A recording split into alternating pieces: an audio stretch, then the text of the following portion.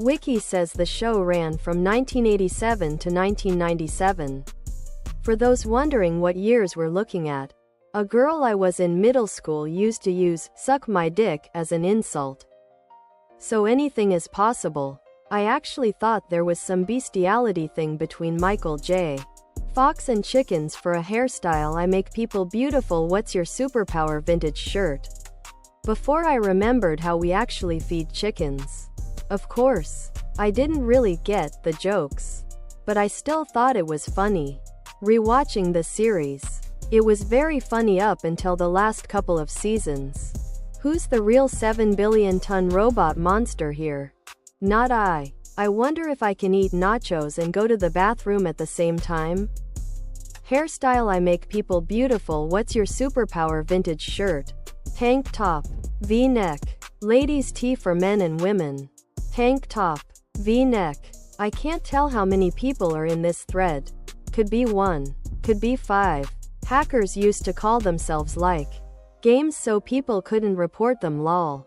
It was so 90s at one. Hairstyle I make people beautiful. What's your superpower? Vintage shirt. That you couldn't leave your house without realizing it was the 90s.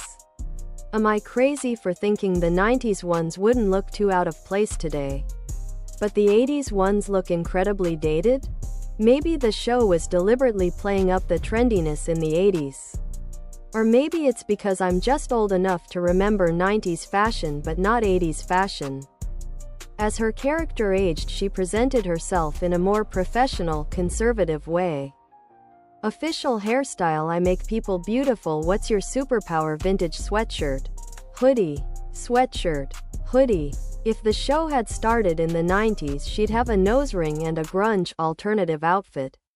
She definitely had a grunge look phase during the hairstyle I make people beautiful. What's your superpower? Vintage shirt. Piercings, though, were definitely not accepted as mainstream pretty in the 90s. Emo 90s are rather distinct. The fashion just happens to the past 5 years or so. In fact, I can't remember a time when current fashion was so heavily influenced by a previous era. I think it's because millennials love their nostalgia. And nothing is more nostalgic for us than the 90s. They say fashion goes in 20-ish year cycles. Chokers were big in the late 90s and they were big again in the late 2010s. Other products.